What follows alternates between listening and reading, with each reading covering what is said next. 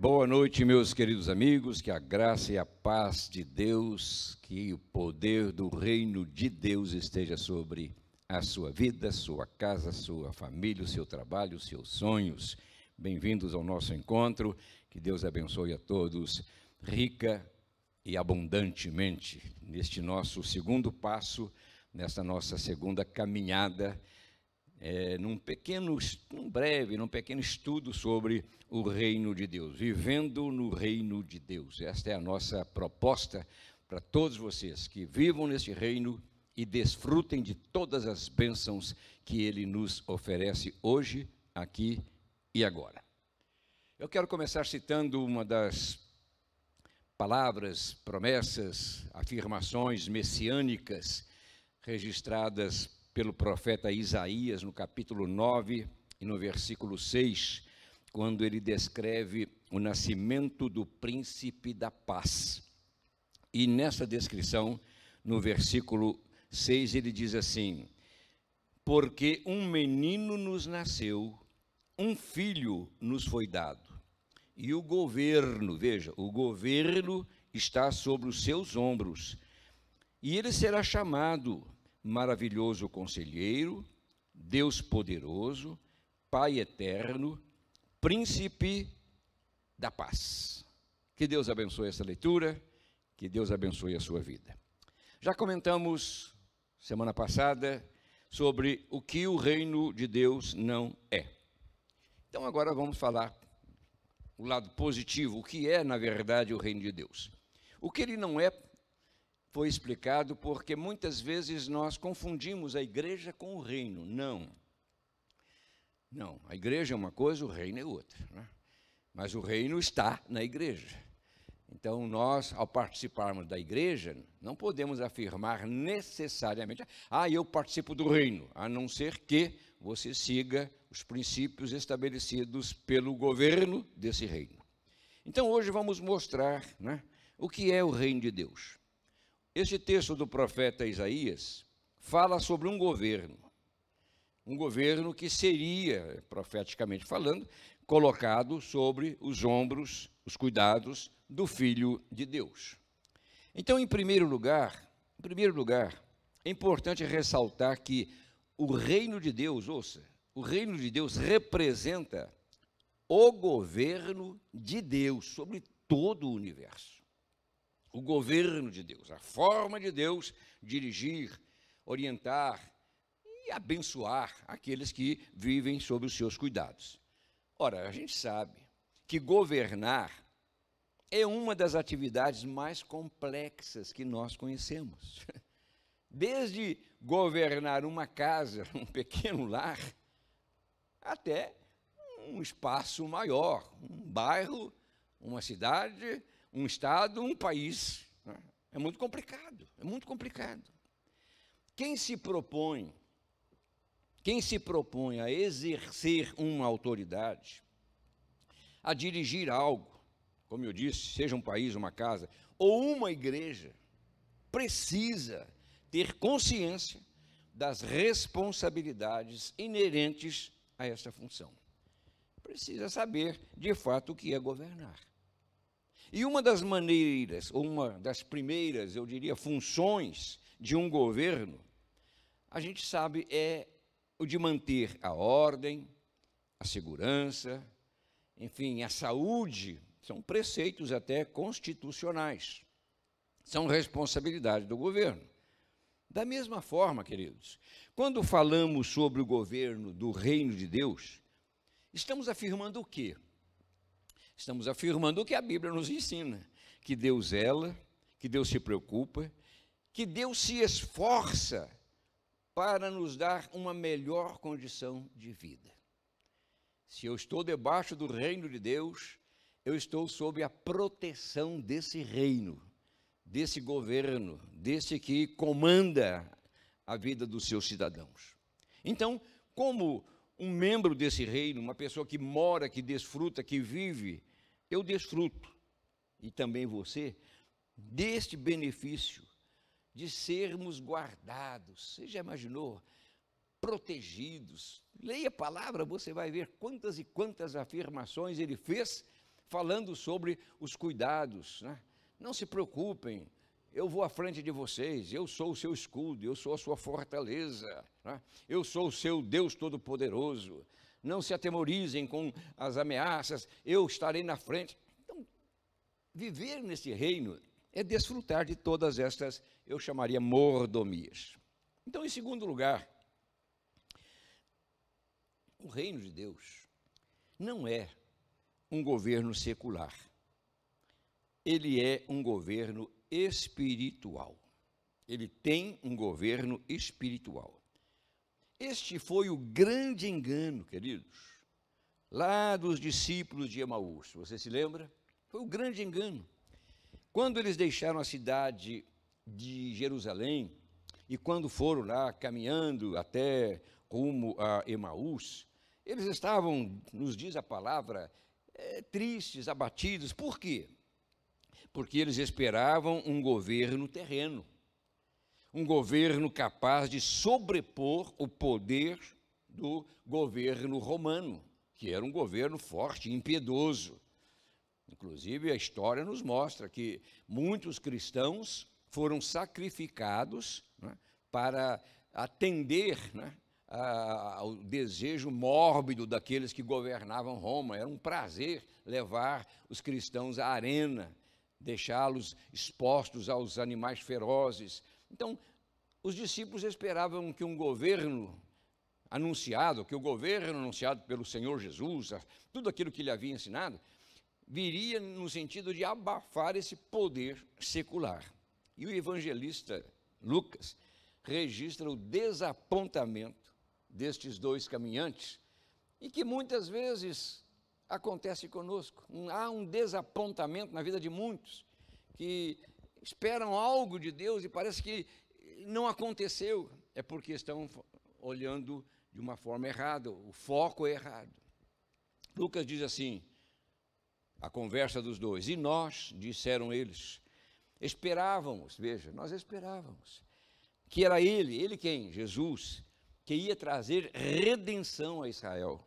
E hoje é o terceiro dia, desde que tudo isso aconteceu. Então eles estavam ali cabisbaixos, tristes, abatidos, sem motivação de nós esperávamos.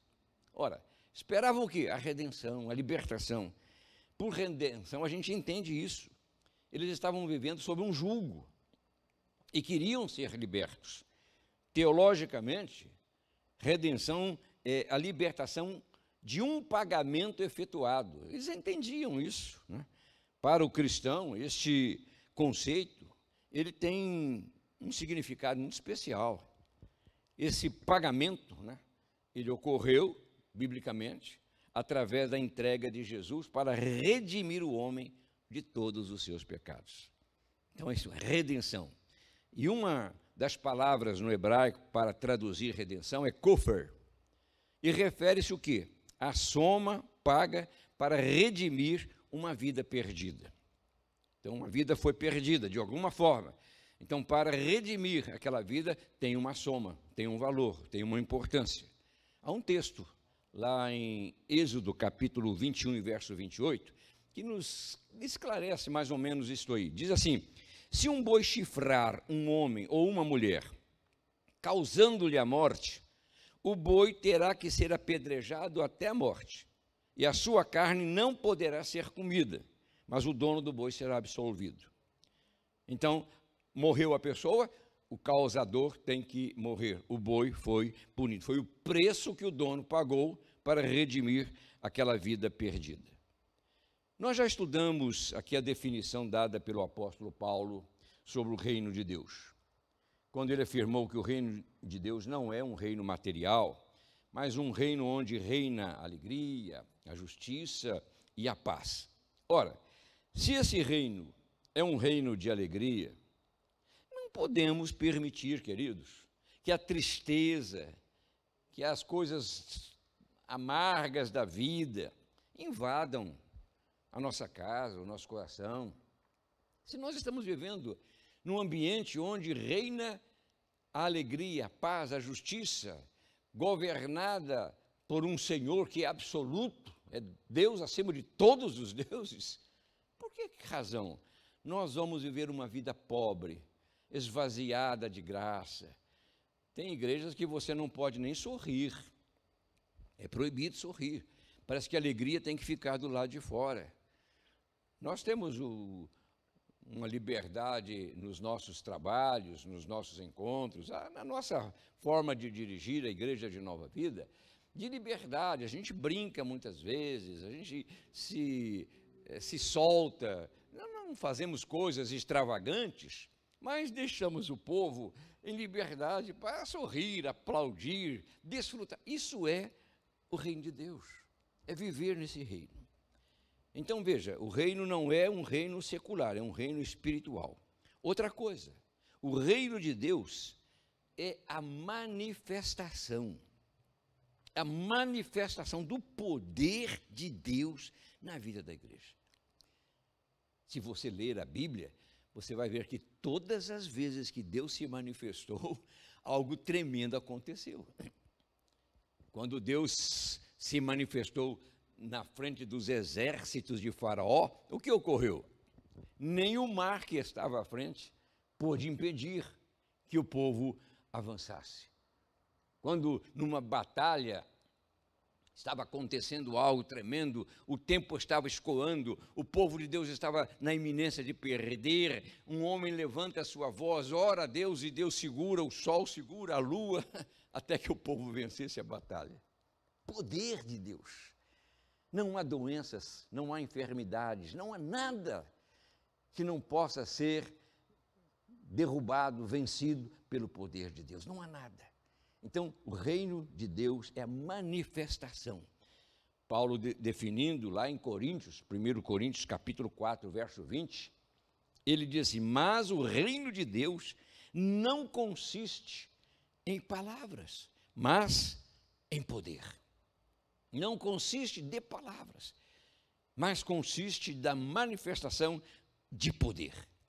É esse poder que nós queremos que a igreja do Senhor desfrute, que a igreja viva. A igreja não pode ser acuada. Estamos vivendo nesta pandemia. A igreja se escondeu. E quando eu digo igreja, não é o templo. Não é o templo, estou falando de pessoas. Pessoas que protestavam fé, confiança, e agora estão lá encolhidas, apavoradas. Eu estava outro dia brincando em casa, minha esposa não estava bem, estava um pouco receiosa. Eu disse, mas qual o problema? Você não quer ver Jesus? Não, agora não. Ninguém quer ver Jesus agora. A gente se agarra à vida com todas as forças. Mas nós precisamos de nos libertar disso. Precisamos ter uma liberdade de vida. É a manifestação do poder de Deus na igreja. O reino de Deus não consiste apenas de palavras, de definições, de teologias, não. Consiste na ação direta de Deus. Jesus deu uma ordem muito específica aos seus discípulos, quando ele afirmou que eles deveriam permanecerem nele. E permanecerem, interessante, na cidade de Jerusalém, até que do alto eles fossem revestidos de quê? De poder. Permaneçam comigo. Ouçam o que eu estou dizendo a vocês. Não saiam da cidade até que vocês sejam revestidos de poder. E esta manifestação de poder, queridos, aconteceu no dia de Pentecoste, quando cerca de 120 discípulos e seguidores do Senhor estavam lá num cenáculo, orando a Deus, esperando a promessa, quando os céus se abriram e línguas de fogo desceram sobre cada um dos presentes. E todos foram cheios do Espírito Santo, cheios de poder.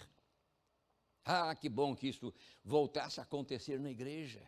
Uma manifestação de poder, pessoas falando em línguas, pessoas glorificando a Deus, pessoas exaltando a presença do Senhor.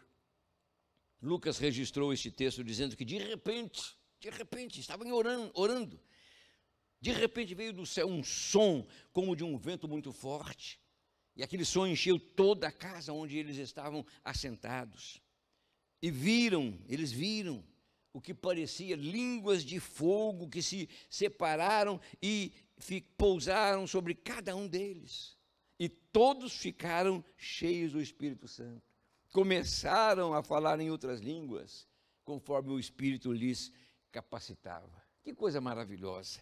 Hoje, queridos, hoje a igreja está precisando buscar essa manifestação, deixar um pouco as teorias, deixar um pouco das filosofias, né, do academicismo e buscar o poder de Deus, a manifestação desta plenitude.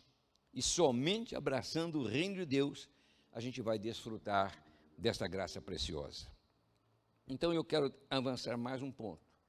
Em quarto lugar, afirmar para você que o reino de Deus o reino é a realidade do amor do Pai manifestado através do perdão dos nossos pecados. Deus amou de tal maneira o mundo que entregou o seu único filho, né, para que ele pudesse morrer, ressuscitar e nos perdoar de todos os pecados. O apóstolo Paulo, escrevendo a uma igreja chamada igreja lá dos Colossenses, ele afirmou: pois ele nos resgatou do domínio das trevas e nos transportou para o reino, veja, o reino do seu Filho amado, em quem temos a redenção, a saber, o perdão dos pecados. Então é o amor de Deus. No reino você está coberto pelo amor de Deus. Um amor incondicional, um amor sem limites, um amor que não exige troca.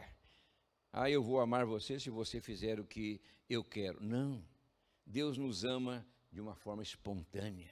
Por isso Ele deu. Ele abriu mão do seu Filho, Ele entregou o seu Filho, que se humilhou até a morte e morte de cruz.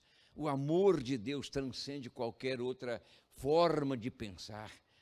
É o amor que nos faz viver juntos, é o amor que nos dá condições de nós vivermos num mundo tão complicado, porque nós estamos cercados pelo amor do Pai, o amor de Deus. Em quinto lugar, o reino de Deus, veja, é o projeto do Criador. Foi o que Deus criou para o quê? Para a santificação do homem. Como é possível, bispo, viver uma vida santificada num ambiente tão poluído? Não foi o profeta que disse: eu habito no meio de um povo de impuros lábios, eu tenho lábios impuros. Ele estava ali apavorado, dizendo: Deus, como é que eu vou fazer? Eu vi o Senhor. Mais uma vez, o apóstolo dos gentios nos ajuda a entender, né, esse projeto de Deus. 1 Tessalonicenses, capítulo 2, verso 12, diz assim: exortando, consolando e dando testemunho, disse Paulo, para que vocês vivam de maneira digna de Deus, que os chamou para o seu reino e glória. Deus nos convida, é um convite de Deus para nós entrarmos neste reino e na sua glória. Mas olha, ele diz: exortando, consolando e dando testemunho, para que vocês vivam de maneira digna. Como é possível viver de uma forma diferente? Nós somos contaminados pelas coisas do mundo. Alguém disse assim: como é possível você entrar numa caverna de carvão e sair sem fuligem, sem sujeira grudada no seu corpo? Dizendo o quê? Como é possível viver no mundo e não ser contaminado pelas coisas do mundo? É possível. Enoque viveu num período mais complicado do início da história. Corrupção, desobediência, maldade. Mas a Bíblia diz que Enoque andava com Deus. E o andar com Deus provocou tanto gozo no coração do Pai, que Enoque não chegou a morrer naturalmente como nós morremos. Mas ele foi levado, foi transladado, ele subiu aos céus, porque Deus se agradou de Enoque. E de quantos outros que viveram? Abraão. Abraão viveu próximo de duas cidades chamadas Sodoma e Gomorra. O seu sobrinho optou por morar em Sodoma. Abraão preferiu ficar num lugar mais árido, difícil, mas ficar na presença de Deus. Então é possível. É possível você não se contaminar no seu trabalho, na sua roda de amigos. É possível você se guardar para viver uma vida, não de santarrão, não, uma vida normal, uma vida alegre, né? Tudo isso nos mostra que o reino de Deus é algo maravilhoso e nos convida, né, a viver essa qualidade de vida. Hoje, queridos, nós apresentamos alguns aspectos do que é o reino de Deus. Agora eu digo, se é importante pertencer a uma igreja, porque é importante. Então eu posso viver no reino de Deus sem estar na igreja? Não. É na igreja que o poder de Deus se manifesta. Então, se é importante pertencer a uma igreja, ser membro ativo de um corpo, mais ainda, é importante você, na igreja, encontrar condições de viver dentro desse projeto que Deus desenhou. É o motivo pelo qual nós estamos aqui abrindo esta possibilidade, porque hoje fala-se muito pouco sobre o reino, muito pouco.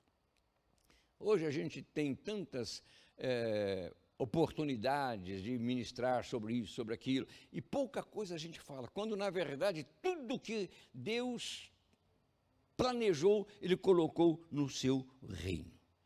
E nós não podemos perder esta oportunidade de compreender melhor o plano de Deus para nós, para a igreja, né? O que eu li com você logo no início desta nossa reflexão? Eu li, né, que Ele chamou seu filho, né, aquele que governa, de príncipe da paz. Ele o chamou de maravilhoso conselheiro. Você precisa de conselho, você precisa de orientação. A quem você procura quando você necessita de uma ajuda? A quem você procura?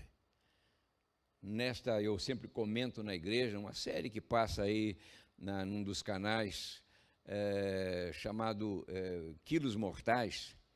Quando a pessoa não consegue se controlar, e mesmo sob orientação médica, aquelas exigências médicas, a pessoa não consegue, está engordando. Qual é o procedimento do médico? O médico manda a pessoa para uma análise, fazer uma terapia, conversar com alguém, ouvir conselhos, né? Nós temos um maravilhoso, não é um conselheiro, é um maravilhoso conselheiro. É um maravilhoso. O que você precisa, fale com ele. Jesus chegou a dizer que nós deveríamos entrar no nosso quarto, trancar a porta, ir lá no secreto, falar com Deus, porque Deus em secreto iria nos atender. Então você tem alguém que você pode compartilhar. Muitas vezes você não compartilha nem com seu melhor amigo, nem com seus pais, nem com seus, enfim, colegas. Há coisas que você guarda e que muitas vezes machuca, fere, atrapalha, incomoda. É como uma pedrinha no sapato que você tenta andar, mas está sempre ali tentando ajeitar. Ele é conselheiro, ele é um príncipe da paz. Paz, segundo Jesus, não que o mundo dá. Eu vim para que vocês tenham paz, não como o mundo a dá, mas uma paz totalmente diferente. E mais, no reino você vai encontrar um governo poderoso, um governo que não se dobra, que não se entrega, que não se atemoriza, que não se acovarda, que não se desespera diante de um desafio. Não, um Deus poderoso. E mais do que tudo, nós não somos órfãos, queridos. Nós temos um Pai que é eterno. Louvado seja Deus. Ele vai governar, o Pai eterno vai governar sobre a sua vida. Portanto, este é o nosso desejo nesta série, que eu não sei quantas mensagens nós vamos trazer para você, mas na medida do possível a gente vai tentar focar nos aspectos mais importantes, mais necessários, para que você desfrute de todas as bênçãos desse reino, que não é comida e que não é bebida, mas é um reino de paz, de justiça e, acima de tudo, de alegria no Espírito Santo. Que Deus abençoe você, que você cresça e que você desfrute de todas estas maravilhosas bênçãos do Senhor.